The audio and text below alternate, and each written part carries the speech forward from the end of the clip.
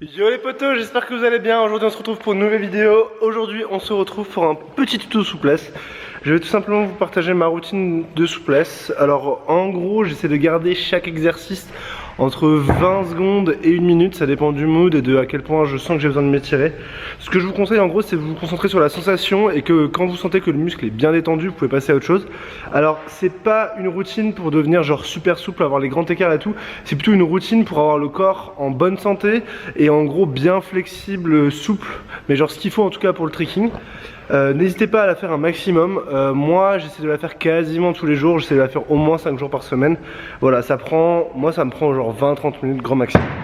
Bref, voilà, le prat craque sous mes pieds. Bref, rentrons dans le vif du sujet, je vous installe, puis on est parti les potos. Alors, c'est parti. Alors soyez un petit peu indulgents. C'est le matin, il est 9h. Je fais ça avant de donner des cours particuliers. D'ailleurs, pour ceux qui veulent des cours particuliers, n'hésitez pas à m'envoyer un message sur Instagram. Du coup, mon corps est tout endolori. C'est mon 3e jour d'entraînement, donc je suis bien claqué. Bref, ce ne sera pas une grosse démonstration de souplesse. Alors, en premier, je commence par ça. Je vais me mettre en tailleur, me tenir bien droit, et je vais aller en premier étirer la nuque. Donc on essaie de garder le dos droit, d'étirer dans la nuque. Après, on va tirer sur les côtés, puis de l'autre côté. Puis après, on va aller retirer le milieu et aller poser les mains au sol en restant en tailleur. Donc là, on va rester un petit peu. Après, en fait, on va aller chercher tous les angles. C'est-à-dire qu'on va se mettre ici. Pareil, on va étirer là. On va aller sur le côté. Et une fois qu'on est sur le côté, on va passer le bras par-dessus. Ça va étirer tout ce côté-là. Ensuite, on va revenir là. Faire exactement la même chose. Puis, retirer de ce côté-là.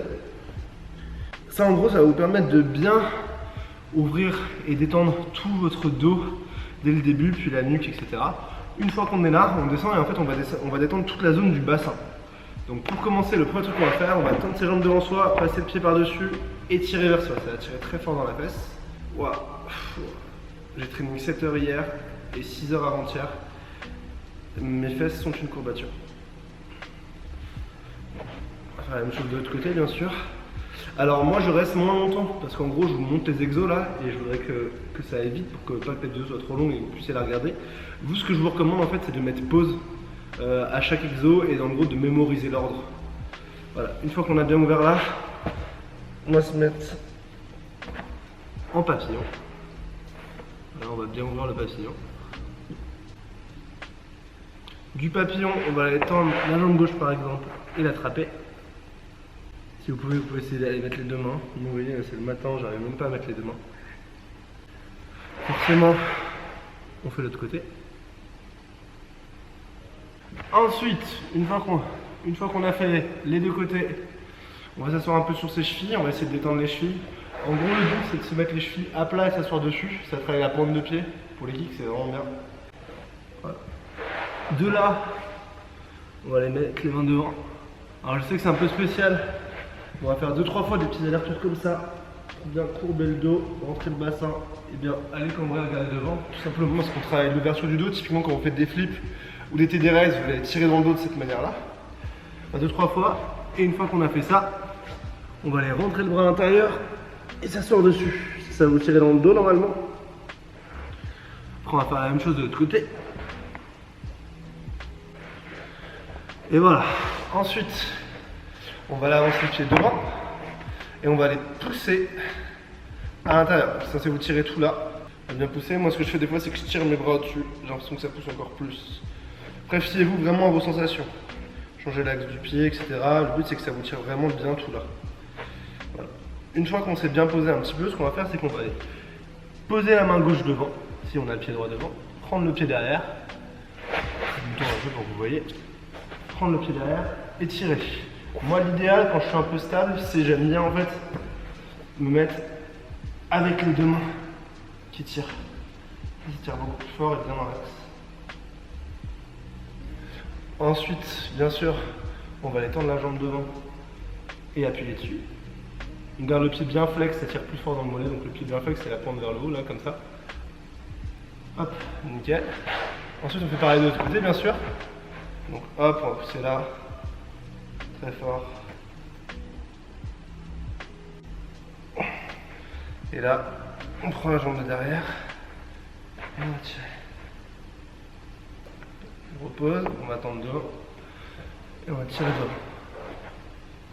Alors descendez pas en grand écart, on tire juste sur la jambe de devant. Voilà. Là normalement vous avez bien détendu vos jambes, etc. Du coup ça y est, hop, on peut ouvrir en grand écart. Donc là on va ouvrir en grand écart. Hop, allez mettre les mains devant, on va rester un petit peu. Une fois qu'on est resté un petit peu devant, on va les prendre sur la gauche forcément. Puis on va revenir au milieu. Puis on va reprendre sur la droite. Et en gros on va faire quelques allers-retours comme ça, histoire d'arriver à bien se détendre. Après ce qu'on peut faire c'est prendre les deux pieds en même temps. Pour aller bien les pousser, tirer devant. Dites-vous que si c'est trop dur pour vous, n'hésitez pas à vous mettre ici, hein, là, et d'aller mettre les mains. En fait, tant que ça tire, ça marche. Alors oui, les plus malins d'entre vous verront qu'il y a un faux raccord. J'ai complètement oublié cette transition parce que j'étais concentré sur ce que je voulais dire à la fin. Du coup, une fois que vous êtes en écart, ce qu'on va faire, ça je l'avais déjà montré dans une vidéo, on va monter sur son écart et en fait on va essayer de passer d'un côté à l'autre dans les écarts. Pourquoi? Parce que travailler cette transition et ce passage là, c'est exactement ce qu'on va faire en kick quand on va faire des rounds. On va taper un peu de côté, on va passer au milieu et tout, etc. Et du coup c'est toujours bien d'ouvrir son bassin à ce niveau là pour à la place de mettre ses kicks. Voilà. Une fois qu'on est bien détendu, on va resserrer les jambes. Et alors là, petit exo technique. Pour tous ceux qui sont comme moi et qui galèrent de ouf à attraper leurs pieds de base, ce que vous pouvez faire c'est commencer ici en fait, en boule. Et petit à petit, vous allez reculer les fesses. Et pousser les jambes. On va aller jusqu'à tendre. Vous voyez là c'est le matin, moi j'ai du mal. Voilà. Après il faut savoir que je me suis déplacé une vertèbre dans le bas du dos. Et du coup, depuis novembre, j'arrive pas à attraper mes pieds ou quasi pas. Donc il faut que je chauffe un peu. Voilà, là c'est mieux. C'est encore laborieux. Le dernier truc que je fais c'est que je me mets à plat ventre ici. Et je vais aller pousser là et regarder en haut. Je monte sur le côté. On est ici, pousser là, on garde bien le bassin au sol. Et on va regarder en haut. Si vous n'arrivez pas, vous pouvez le faire sur les coudes. Et on va regarder. Oh. Voilà. Voilà. Donc comme je vous ai dit, j'essaye de faire cette routine au moins 5 jours par semaine. Je la fais en général le matin, voilà, je me pose, je me chauffe un peu, genre je bouge un peu les jambes, je bouge un peu le corps. Parce que c'est pas top de s'étirer à froid, faut toujours chauffer un petit peu, donc faites un petit articulaire, secouez-vous un peu, etc. Ça m'aide beaucoup en tout cas à me sentir bien dans mon corps pour trickser.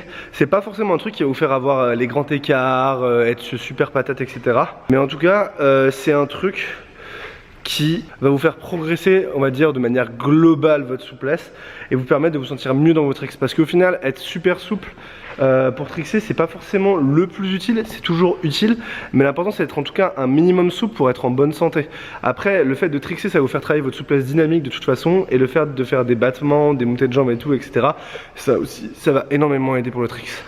Bref voilà les potos, j'espère que cette vidéo vous aura plu. J'espère que vous aurez passé un bon moment en la regardant et surtout que vous aurez appris des trucs, que ça vous sera utile. En tout cas, moi ça m'a fait archi plaisir de vous la faire comme d'habitude. Si la vidéo vous a plu les potos, n'hésitez pas à la liker, à la partager, à vous abonner. Et moi je vous dis à la semaine prochaine dans une nouvelle vidéo. Prenez soin de vous les potos. Peace.